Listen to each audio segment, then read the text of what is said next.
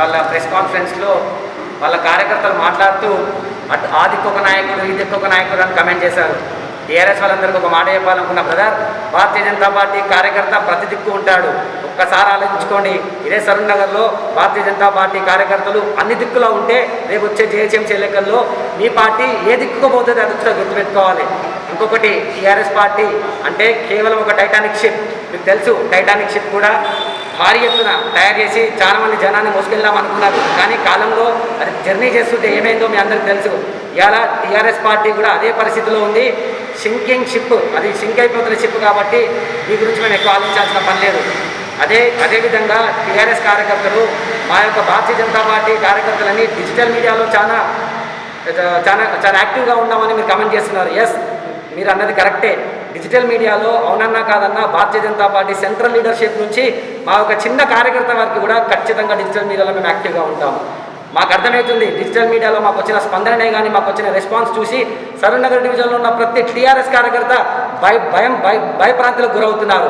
అలాగే చూసుకున్నట్టయితే మీరు ఒక కార్పొరేటర్ గారు, మీరు సంకల్పం గుద్దుకుంటున్నారు, పొద్దున్న లేచి లీడర్లు మీటింగ్లు పెడుతున్నారు, మేము ఎన్నో సంక్షేమ పథకాలు చేసామని మాట్లాడుకుంటూ వస్తున్నారు. ఒక్కసారి కళ్ళు తెరుచుకొని సరూర్ నగర్ డివిజన్లో ఫోటో ఆప్షన్ మానేయండి. 20 మందిని 30 మందిని ఒక దగ్గర కూడబెట్టి 70 ఫోటోలు దిగి ఇది మళ్ళీ దాన్ని తీసుకుపోయి ఫేస్బుక్లో పెట్టి మళ్ళీ దాన్ని వాట్సాప్లో పెట్టి అన్నాడు. ఇది మానేయండి. మీరేంటంటే ఫస్ట్ సమస్యల గురించి కరెక్ట్గా వెళ్ళేటట్టు చూడండి. సరూర్ నగర్ డివిజన్ కార్పొరేటర్ని కూడా ఈరోజు జనాలు గుర్తుపట్టని పరిస్థితిలో ఉన్నారంటే మీరు ఒకసారి కళ్ళు తెరుచుకోవాలి. కొంతమంది సోదరులు, టీఆర్ఎస్ సోదరులు ప్రెస్ మీట్లో చాలా పెద్ద వ్యాఖ్యలు చేస్తున్నారు వాళ్ళ స్థాయికి మించి.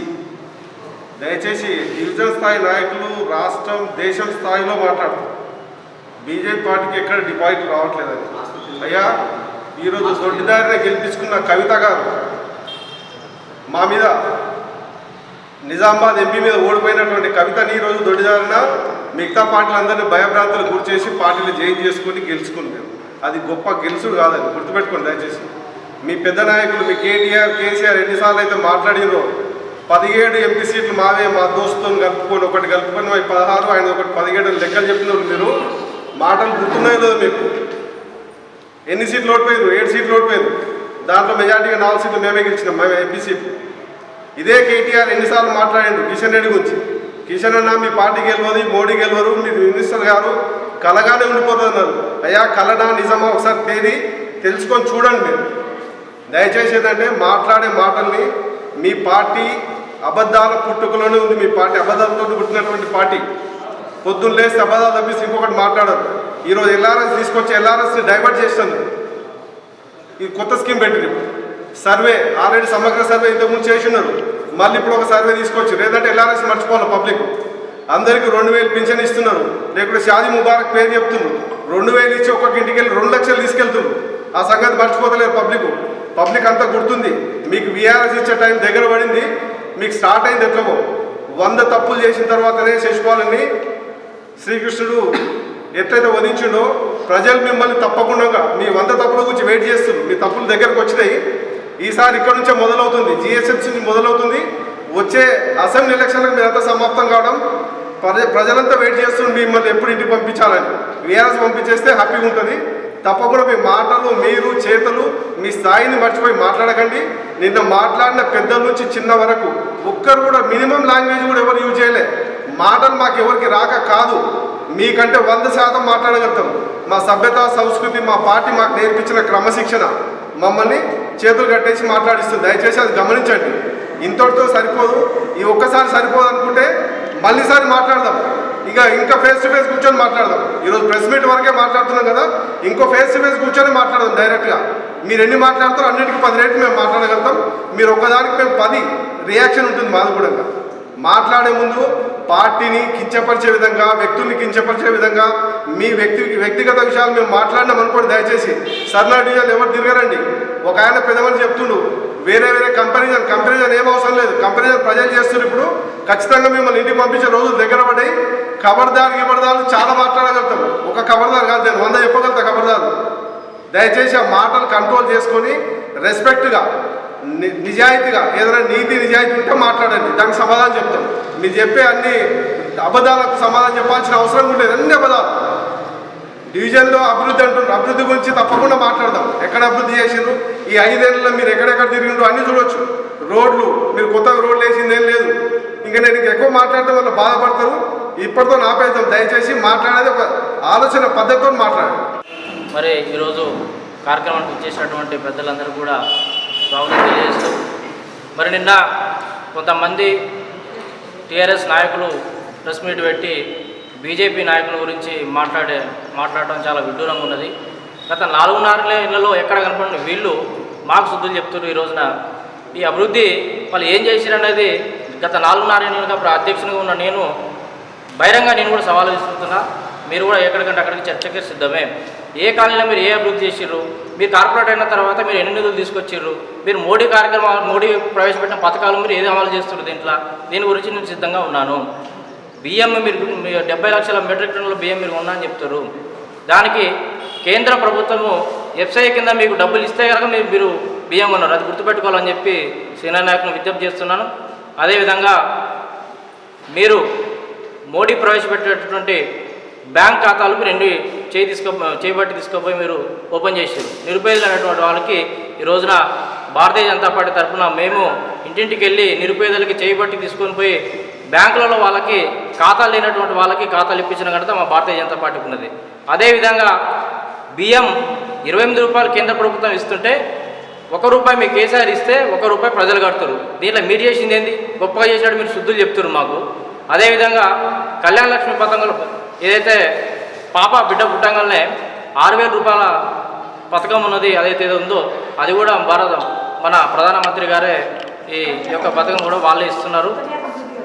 అదేవిధంగా సుకన్య సమృద్ధి యోజన చాలా మంచి స్కీము, ఇది కూడా చాలా మంచి స్కీము. డివిజన్లో ఉన్న ఎంతమంది మీరు నిరుపేదలైనటువంటి చిన్నపిల్లలకి మీరు ఈ స్కీమ్ ఇచ్చిర్రు, అది కూడా మీరు శ్వేతపత్రం విడుదలని కోరుకుంటున్నా. అదేవిధంగా డివిజన్లో మోడీ స్కీములు చాలా ఉన్నాయి, మోడీ పథకాలు చాలా ఉన్నాయి. ఆయుష్మాన్ భారత్ కావచ్చు, చాలా పథకాలు కూడా మీరు ఏ పథకం కూడా డివిజన్ నిరుపేదలకి రాకుండా అడ్డుకున్న నీచమైన దుర్బుద్ధి ఉన్న నాయకులు ఈరోజు మీరు భారతీయ జనతా పార్టీ గురించి విమర్శన చేస్తారు.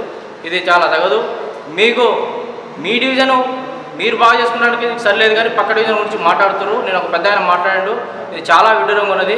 మీకు నిజంగా బుద్ధి జ్ఞానం ఉంటే ఆర్కేపురము సర్వనగర్ డివిజన్ గురించి మీరు మాట్లాడతారు. ఆర్కేపురం సర్వనగర్ గురించి మాట్లాడితే చిన్న పిల్లవాడు కూడా చెప్తాడు.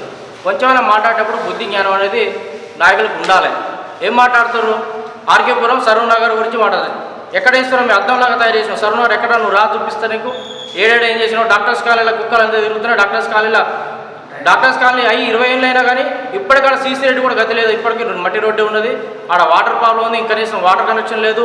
డ్రైనేజ్ ప్రాబ్లం ఉన్నది.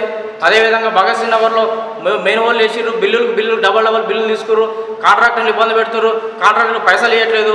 ఏడైతే మీరు నారాయణ కాలేజ్ పక్కన ఏదైతే నాలా ఉందో ఆ నాలా ఒక కాంట్రాక్ట్ చేస్తే ఇప్పటికి కూడా సంవత్సరంన్నర అయింది, ఆ బిల్లు కూడా మీరు చెల్లించలేకపోతున్నారు.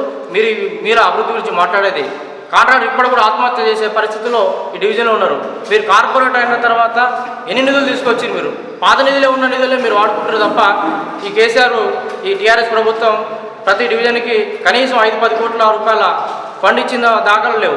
పాత ఫండ్స్ ఉన్నాయి కాబట్టి అవి వాడుకుంటారు. గొప్పగా మీరు చేసిన శుద్ధులు ఏంది, మీరు చేసిన స్కీములు ఏంది, మీరు చేసిన పథకాలు ఏంది, మీరు మా గురించి చెప్తారు. ఒళ్ళు దగ్గర పెట్టుకొని మాట్లాడితే బాగుంటుందని విజ్ఞప్తి చేస్తున్నా. నిన్న ఒక ఆయన కబర్దారి మాట్లాడుతున్నాడు. భారతీయ జనతా పార్టీ కార్యకర్త మీలాగా పొద్దున కదర్ బట్టలు వేసుకొని సాయంత్రం పౌడర్కి బిర్యానీకి అమ్ముడిపోయే కార్యకర్త కాదు. కడుపు మారుతున్నా కానీ భారతీయ కార్యకర్త ఖచ్చితంగా దేశం కోసం, ధర్మం కోసం, తన పార్టీ కోసం, పార్టీ సిద్ధాంతాల కోసం కష్టపడి ఈ రోజున ఉంటారు. మీ 100 మంది ఒక లెక్క అయితే ఒక భారతీయ జనతా పార్టీ ఒక కార్యకర్త మీకు మూతం సమాధానం చెప్తారని చెప్పి ఈ సందర్భంగా తెలియజేసుకుంటూ, ఇష్టం వచ్చినట్టు మాట్లాడితే మాకు కూడా మాటలు బాగా వస్తాయి. మేము మా సిద్ధాంతాలు కట్టుబడి ఉన్నాం కాబట్టి మీకు హెచ్చరిస్తున్నాను. మరొకసారి కనుక అనుకున్నటువంటి లాంగ్వేజ్ వాడితే మా దగ్గర కూడా మాట్లాడటం వస్తున్నారు. మీ మాటలు మీరు తట్టుకోలేరు. ఎందుకంటే మాకు పార్టీ నిబద్ధత ఉంది కాబట్టి మేము ఆలోచన చేసి మాట్లాడతాము. దయించి ఇంకొకసారి మాట్లాడితే పద్ధతిగా ఉండదని చెప్పి ఈ సందర్భంగా ఈ టీఆర్ఎస్ నాయకులకి హెచ్చరిస్తూ ముగిస్తున్నాను. అభివృద్ధి చేశానని చెప్తున్నారు నాయకులైనా లీడర్లైనా. వీళ్ళకి సరూర్నగర్ డివిజన్లో ఎన్ని కాలనీలు ఉన్నాయో కూడా తెలియదు, ఎన్ని స్లమ్ ఏరియాస్ ఉన్నాయో కూడా తెలియదు. ఈరోజు కార్పొరేటర్ ఇంటి ముంగట పార్కు గవర్నమెంట్ స్థలాన్ని ఒక పార్కు జాగాలో అది డెవలప్మెంట్ చేయలేకపోతున్నాడు. నేను పేదలకు నల్లలు ఇచ్చాను, నేను పేదలకు రోడ్లు వేయించాను, ఏమనంటే పేదలు పేదలు పేదలు పేదలు. ఖబర్దార్ కేసీఆర్, నేను చెప్తున్నా, ఈరోజు సరూర్ నగర్ డివిజన్లో బీజేపీ జెండా ఎగరడం ఖాయం. ముఖ్య నాయకులు, నాతోటి కార్యకర్తలు, మహిళా నాయకులకు స్వాగతం సుస్వాగతం. మన డివిజన్లోని సమస్యలపై మనం మాట్లాడుకుందామని అనుకున్నాము. కానీ టీఆర్ఎస్ నాయకులు నిన్న ప్రెస్ మీట్ పెట్టి ఇష్టం వచ్చినట్టు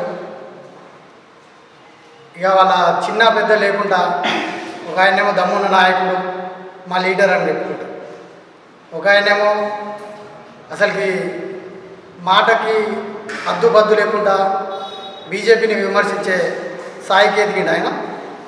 చిన్న అంటే ఒక యూత్ లీడర్ కానీ కూడా వాళ్ళకు అసలుకి అవగాహన లేకుండా సోషల్ నెట్వర్క్లో ఇష్టం వచ్చినట్టు మాట్లాడుతూ మేము తలుచుకుంటే ఆల్రెడీ మీకు తెలుసు గ్రూప్లో ఏం జరుగుతుందో. వాట్సాప్ గ్రూప్లో మీరు వ్యక్తిగతంగా విమర్శించాలనుకుంటే విమర్శించండి, అంతేగాని మీరు బీజేపీ గురించి మాట్లాడే నైతిక హక్కు మాత్రం మీకు లేదు. అదేవిధంగా డెవలప్మెంట్ గురించి మాట్లాడుతూ, డెవలప్మెంట్ అందరికీ తెలుసు, రానున్న రోజుల్లో ప్రజలు టీఆర్ఎస్ని ఇక్కడున్న నాయకులని అందరికీ బుద్ధి చెప్తారు. భారత్ మాతాకి భారత్ మాతాకి చెరుకుతోటపల్లి సరూర్ నగర్ డివిజన్కి వచ్చిన రాష్ట్ర నాయకులకు, మరి జిల్లా నాయకులకు, మరి డివిజన్ అధ్యక్షులకి, మరి ఇక్కడ ఉన్న ప్రతి కార్యకర్తకు పేరు పేరున నమస్కారం తెలియజేస్తూ, ఇప్పుడు నిన్న వర్షాల కారణంగా చాలా కాలనీలు నీట మునిగిపోయినాయి. సో ఆ నీళ్ళలో మునిగిపోయిన కుటుంబాలకు సహాయం చేయడానికి ముందుకు రాలేదు టీఆర్ఎస్ ప్రభుత్వము. మరి ఢిల్లీలో ఉన్నటువంటి మా నరేంద్ర మోదీ గారు తెలంగాణకు కావాల్సిన సహాయ సహకారాలు అందిస్తామని చెప్పి నిన్న ఫోన్లో మాట్లాడటం జరిగింది కేసీఆర్ గారితో. మరి కేసీఆర్ గారు మరి తెలంగాణలో ఉండి మరి తెలంగాణ ప్రజలకు, నీట మునిగిన ప్రజలకు మరి ఏ విధంగా ఆయన సహాయ సహకారాలు అందిస్తున్నారో మాకు తెలియవలసిన అవసరం ఉన్నది. కేసీఆర్ పుట్టక ముందు నుంచే బీజేపీ పార్టీ నేషనల్లో ఉన్నది, అది గుర్తుపెట్టుకోవాల్సిన అవసరం ఉంది. ఈరోజు ప్రెస్ మీట్ పెట్టిన కారణం, నిన్న టీఆర్ఎస్ పార్టీ కౌంటర్ ఫైల్. నిజంగా టీఆర్ఎస్ పార్టీ అభివృద్ధి చేయాలనుకుంటే జాతీయ పార్టీ అయిన బీజేపీని విమర్శించాల్సిన అవసరం లేదు. ఇప్పుడు ప్రవేశపెట్టిన కేసీఆర్ ఎల్ఆర్ఎస్ వల్ల కూడా పేద ప్రజల్ని దోచుకోవడం జరుగుతుంది తప్ప వాళ్ళకి మేలు చేసే విధంగా అయితే ఏమీ లేదు. ఇంకా రాష్ట్రంలో ఉన్న పథకాలన్నీ కూడా బేటీ పడావో బేటీ బచావో దగ్గర నుంచి మొన్న లాక్డౌన్లో గృహహింస వరకు కూడా మొత్తం ఫండింగ్ అంతా కూడా 50 నుంచి 80% వరకు జాతీయ పార్టీయే ఇస్తుంది తప్ప రాష్ట్ర ప్రభుత్వం ఇచ్చేది చాలా తక్కువ. ఇది ప్రజలు గుర్తించాలి. ఒకవేళ టీఆర్ఎస్ పార్టీ అభివృద్ధి చేయాలనుకుంటే ప్రజల్లోకి వెళ్ళి ప్రజలతో మమేకమై అభివృద్ధి చేయాలి, అంతేగాని వేరే పార్టీలను విమర్శించాల్సిన అవసరం లేదు. నా పేరు స్వరూప గౌడ్. నేను 2 సార్లు కౌన్సిలర్గా ఈ సరూర్ నగర్ ఏరియాలో గెలిచాను. ఒకసారి కార్పొరేటర్ కూడా నిలబడ్డాను 2009లో. కాబట్టి నాకు పార్టీ గురించి అవగాహన ఉంది, ప్రజల గురించి కూడా అవగాహన ఉంది.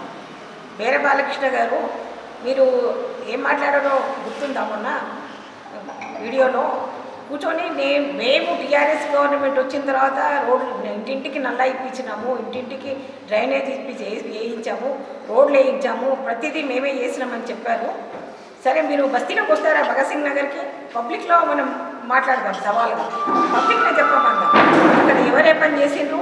2000లో నేను గెలిచిన తర్వాత ఎమ్మెల్యేగా ఇంద్రసేనారెడ్డి గారు ఉన్నారు, చైర్మన్గా రమేష్ గౌడ్ గారు ఉన్నారు, నేను ఆ ఏరియా కౌన్సిలర్గా ఉన్నాం. అక్కడ వచ్చి ఛాలెంజ్ చేద్దాం, మరి పబ్లిక్లోనే ఛాలెంజ్ చేద్దాం. మీరు మాట్లాడడం చాలా తప్పు. మీరు నాకంటే చాలా చిన్నవాళ్ళు, మీకు అనుభవం మరి ఎక్కడుందో తెలియదు. కానీ మా రమేష్ గౌడ్ గారు కూడా నీకు చాలా విధాలుగా సహకరించారు మా టైంలో. కానీ మీరు మా పార్టీ గురించి ఇట్లా మాట్లాడడం చాలా తప్పు. వ్యక్తిగతంగా ఒకరొకరిని దూషించడం కూడా చాలా తప్పు. మర్యాదగా మాట్లాడడం నేర్చుకోమని మీ కార్యకర్తలకు. మీరు మర్యాదనే మాట్లాడేది కానీ మీరు మాట్లాడేవన్నీ అబద్ధాలు.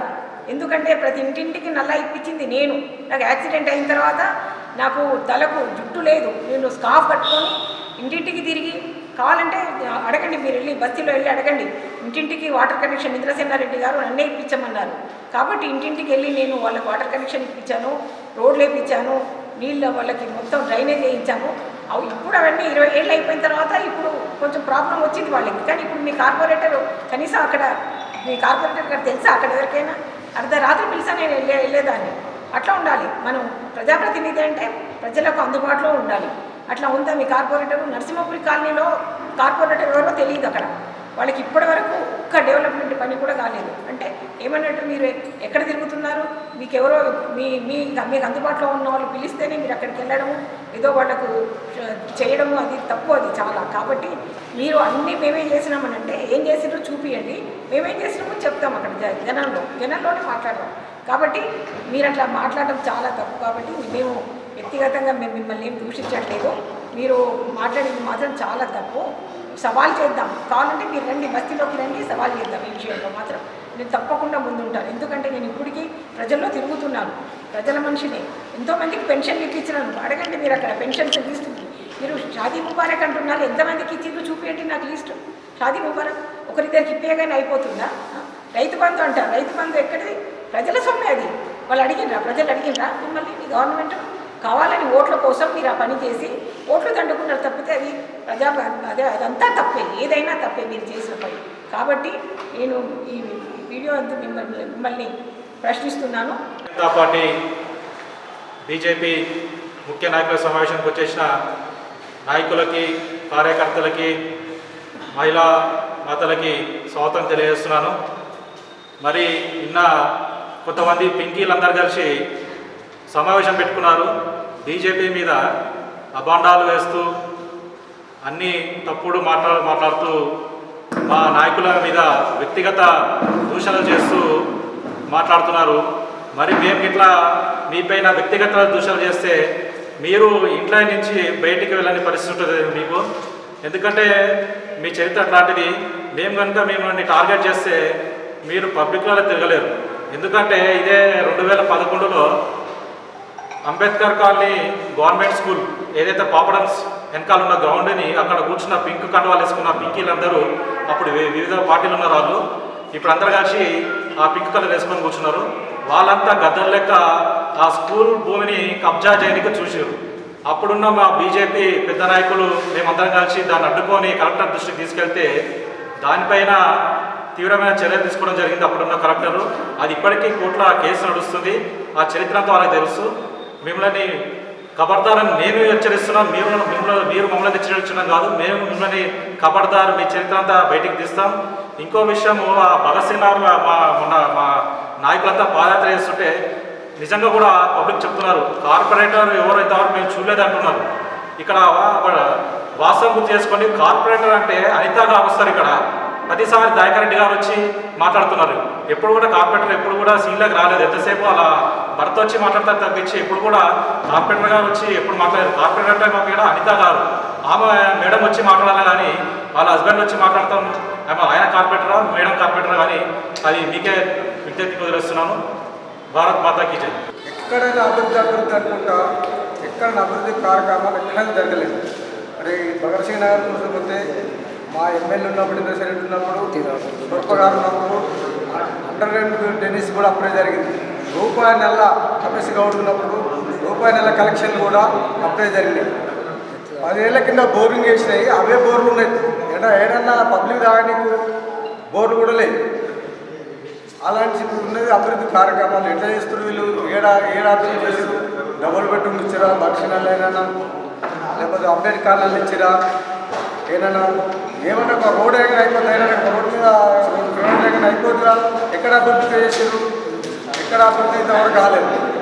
మన కేటీఆర్ గారు సభలో ప్రవేశపెట్టాడు.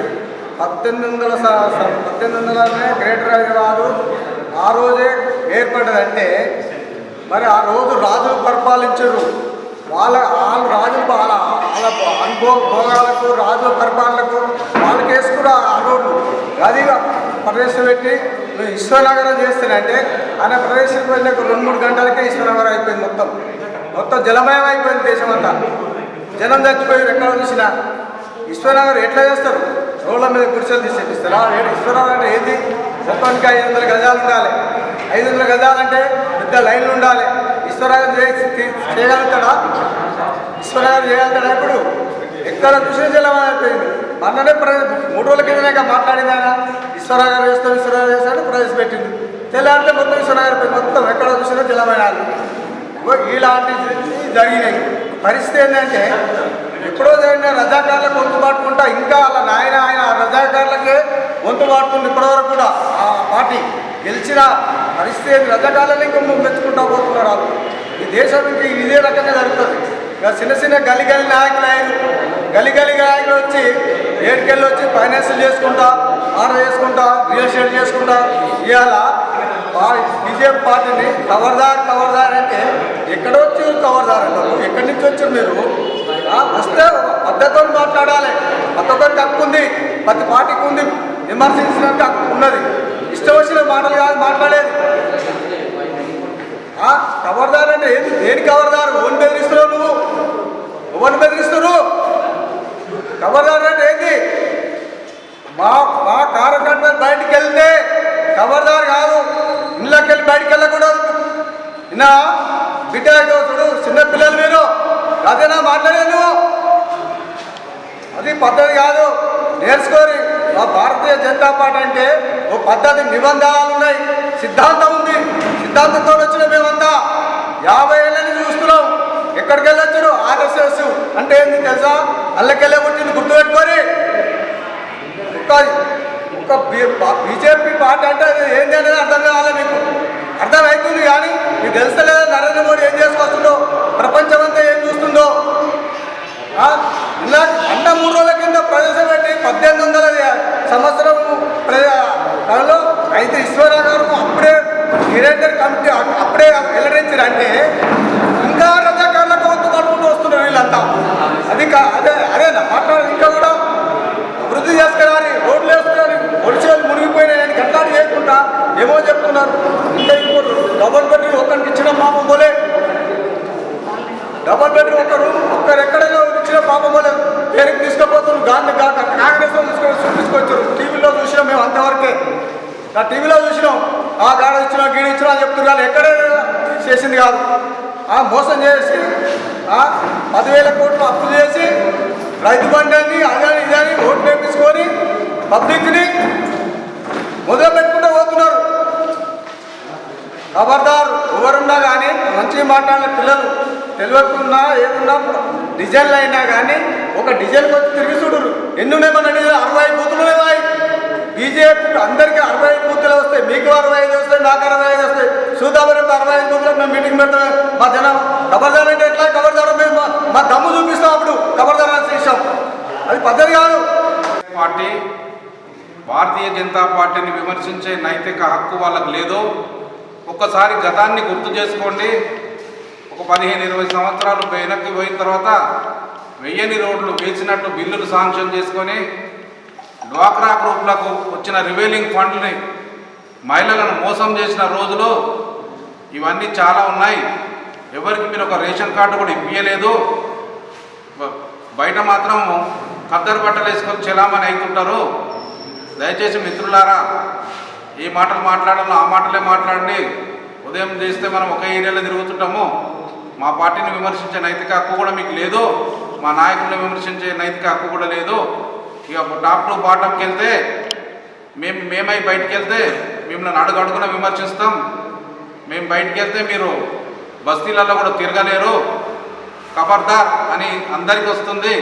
ఖబర్దార్ అనే భారతీయ జనతా పార్టీని అంటే మిమ్మల్ని మేము 100 సార్లు ఖబర్దార్ అని విమర్శిస్తాము. అది పెద్ద మాట కాదు. మిత్రులారా, కొద్దిగా ఒళ్ళు జాగ్రత్త పెట్టుకొని మాట్లాడితే బాగుంటుందని సభాముఖంగా హెచ్చరిస్తున్నాం. రెడ్డి గారు, కార్పొరేటర్ గారు ఒక్కరోజు ఇట్లా ప్రెస్ మీట్ పెట్టి అభివృద్ధి గురించి మాట్లాడలేదు. ఎక్కడ అభివృద్ధి చేయలేదు. అంబేద్కర్ నగర్ కాలనీలో రోడ్ నెంబర్ 3లో రోడ్డు లేక గత 5 సంవత్సరాల నుంచి డ్రైనేజ్ పొంగి పొరలాడుతుంది. వాళ్ళు చెప్పేది ఒకటే, మేము అభివృద్ధి చేస్తున్నాం, బీజేపీ నాయకులు అడ్డుకుంటున్నారు అంటున్నారు. కానీ 5 సంవత్సరాల నుంచి మీరు ఎక్కడ అభివృద్ధి చేశారు? ముందు అది చూపెట్టండి. మీరు అభివృద్ధి చేస్తే మేము ఎక్కడ అడ్డుకోము, అభివృద్ధి చేయట్లేదు కాబట్టి చేయమని చెప్తున్నాము. టీఆర్ఎస్ నాయకులకు భయం పట్టుకుంది. బీజేపీ ఈసారి గెలుస్తుంది సర్నా డివిజన్లో అని వాళ్ళకి భయం చుట్టుకొని ఎన్నడూ ప్రెస్ మీట్ పెట్టని వాళ్ళు కూడా ఈరోజు ప్రెస్ మీట్ పెట్టి భారతీయ జనతా పార్టీని విమర్శిస్తారు. అభివృద్ధి పేరు అని అడ్డు పెడుతున్నారు. అసలు వాళ్ళు ఎక్కడ అభివృద్ధి జరగలేదు, అభివృద్ధి చేయలేదు. మీరు అభివృద్ధి ఎక్కడ చేశారో చెప్పండి, అక్కడికి మేము వస్తాం, దాని మీద చర్చ ఇట్లా పెడదాం, మాట్లాడదాం. అభివృద్ధి అనేది ఎక్కడ నోచుకోలేదు. కార్పొరేటర్ గారి ఇంటి పక్కనే అభివృద్ధి జరగలేదు.